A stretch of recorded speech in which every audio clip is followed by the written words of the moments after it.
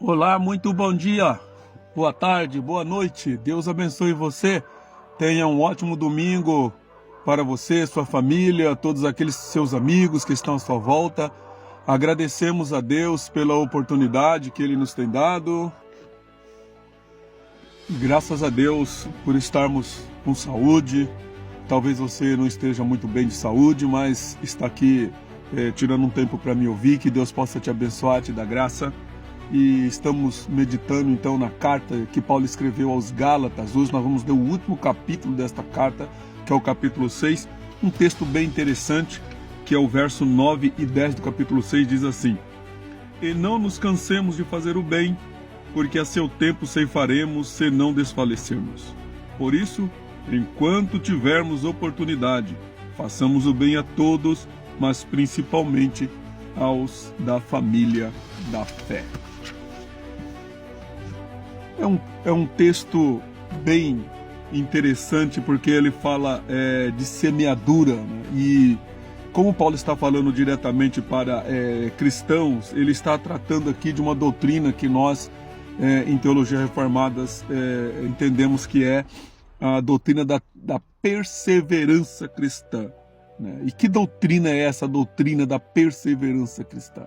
A doutrina da perseverança cristã é um ensino bíblico de que Deus, através do Espírito Santo, vai garantir a nossa permanência no corpo de Cristo, enfrentando os problemas, os desafios e chegar até o fim.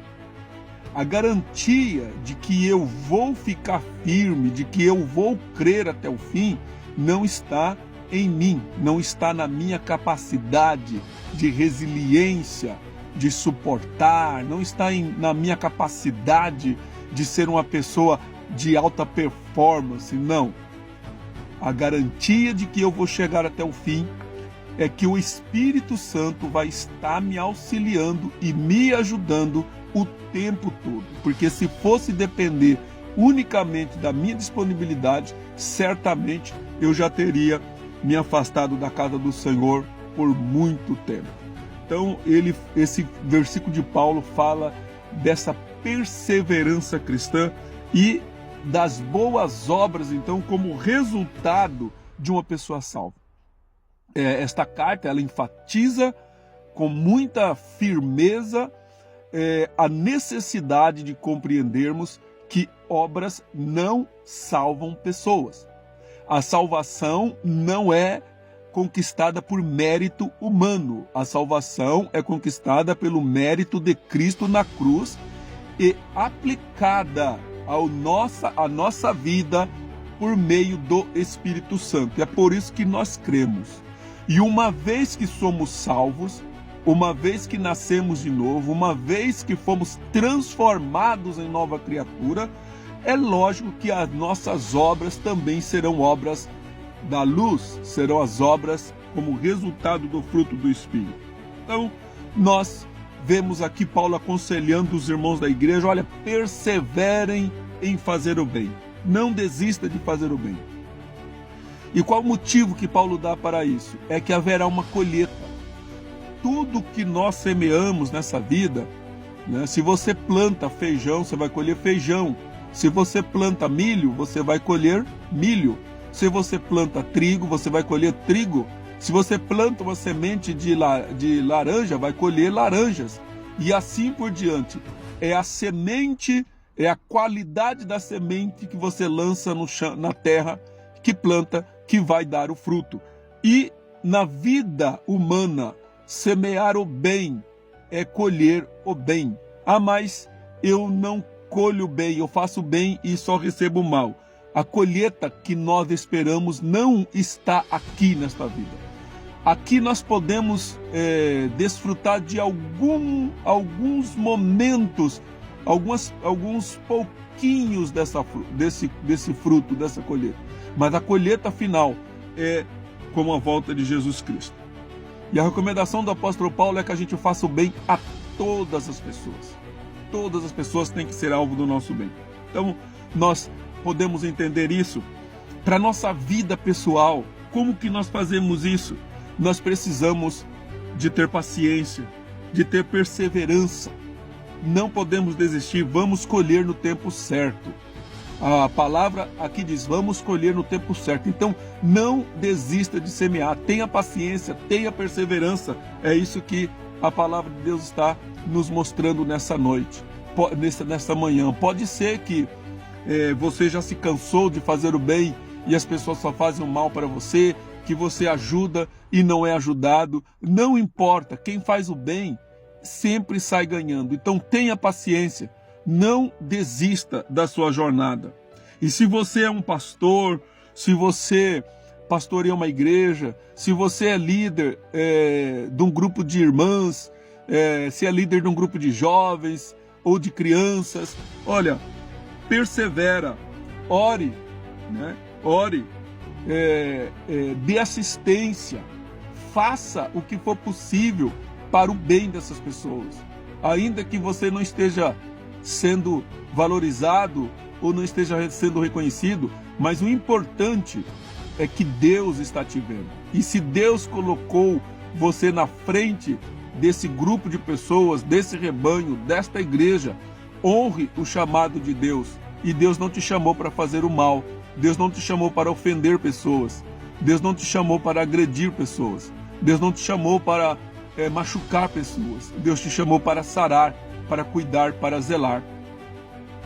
Na esfera da política e da sociedade, como que o cristão pode praticar o bem? Gente, amigos, irmãos, nós cristãos precisamos agir em todas as esferas da sociedade. A política é uma esfera, a medicina, a educação. Os cristãos precisam entrar dentro dessas esferas para levar a luz do Evangelho. E como é que você entra lá? É fazendo parte.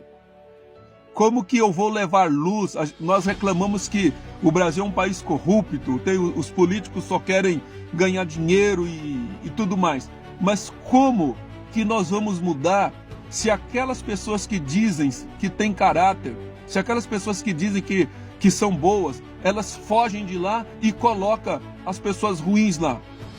Se nós estamos semeando o nosso voto em pessoas má, como que nós vamos colher coisas boas? Não dá. Então nós precisamos pensar como igreja, como cidadão de bem, como pessoas que moram em cidades, em estado, em países. Precisamos pensar em colocar pessoas nas câmaras, nos executivos, pessoas no judiciário, em todas as esferas. Pessoas comprometidas com a justiça, pessoas comprometidas com a igualdade, com a liberdade, comprometida com a segurança, com a saúde de verdade, não só em discurso. E nós só poderemos fazer isso se nós agirmos. E nós podemos agir votando em pessoas honestas e podemos agir sendo candidatos honestos a ocupar esses cargos. Também nas universidades, nós precisamos de professores cristãos dentro da universidade que entrem lá para educar as pessoas, para ensinar a verdade para as pessoas e não para ficar fazendo danças eróticas, como nós vimos essa semana. Aqui no Brasil, em uma Universidade Federal do Maranhão, um professor fazendo danças eróticas como sinônimo de dar aula, enquanto em outro estado, a Procuradoria-Geral da República, procuradores, estão proibindo, iam investigar cultos que crianças estavam fazendo em escolas. O que nós estamos semeando? Por que pessoas tão ruins estão ocupando esses espaços? Porque as pessoas boas estão caladas, estão dentro de casa e não fazem nada. E depois querem colher coisas boas. Como que nós vamos colher coisa boa se nós não fazemos nada? Se nós não olhamos o que nossos filhos estão aprendendo? Se nós não conhecemos a nossa escola? Então precisamos agir.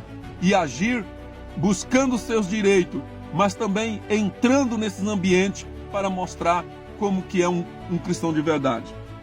E por último, Paulo ele deixa muito claro aqui que nós não seremos bem-sucedidos se nós formos fazer o bem para pessoas de fora da igreja, se primeiro não ajudarmos aqueles que estão conosco dentro da nossa igreja. Nós precisamos dar o exemplo com os nossos irmãos, para que nós possamos levar isso lá para fora.